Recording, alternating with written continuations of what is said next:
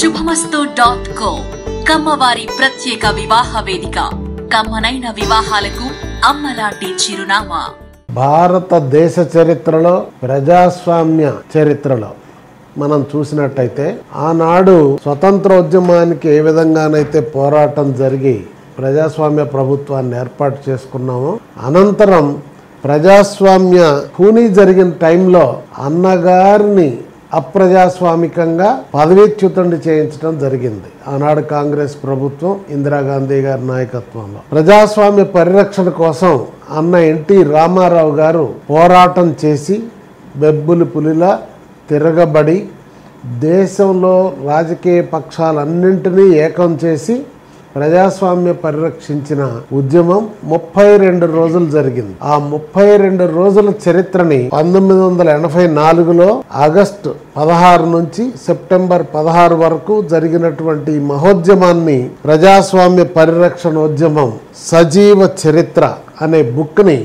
ఇటీవలనే నారా చంద్రబాబు నాయుడు గారు, మన ప్రియతమ నాయకుడు, ఆంధ్రప్రదేశ్ ముఖ్యమంత్రి గారు, అలానే మాజీ ఉపరాష్ట్రపతి శ్రీ వెంకయ్య నాయుడు గారు విజయవాడలో ఆవిష్కరించడం జరిగింది. దాని యొక్క ఆడియో ప్రతిని టీజర్ ఈరోజు మా అన్న ఎన్టీఆర్ లిటరేచర్ కమిటీ సలహాదారు మిత్రులు రామకృష్ణ బాబు గారిని లాంచ్ చేయవలసిందిగా కోరుతున్నారు.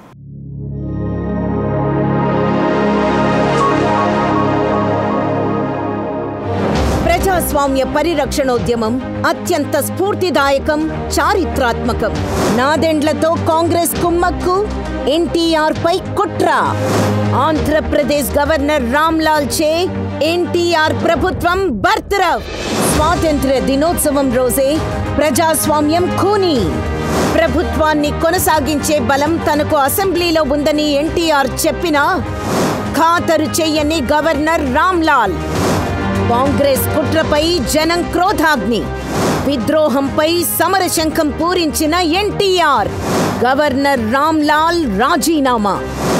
ఎన్టీఆర్ కి మద్దతుగా ఏకమైన కాంగ్రెసేతర ప్రతిపక్షాలు.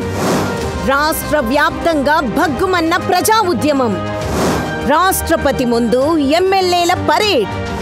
ప్రజాభిమానం ముందు ఓడిన కేంద్రం మరియు నాదెండ్ల. ప్రజాస్వామ్య విజయం. తిరిగి ముఖ్యమంత్రి పీఠంపై అన్న ఎన్టీఆర్. ఇలాంటి ఎన్నో ఉత్కంఠభరితమైన సంఘటనలతో మీ ముందుకు రానుంది టిడి జనార్దన్, విక్రమ్ పూలా రచించిన 1984 ప్రజాస్వామ్య పరిరక్షణోద్యమం సజీవ చరిత్ర ఆడియో బుక్.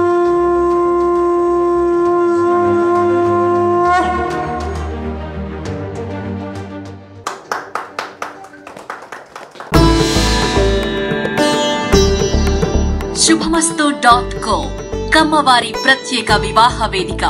కమ్మనైన వివాహాలకు అమ్మలాంటి చిరునామా.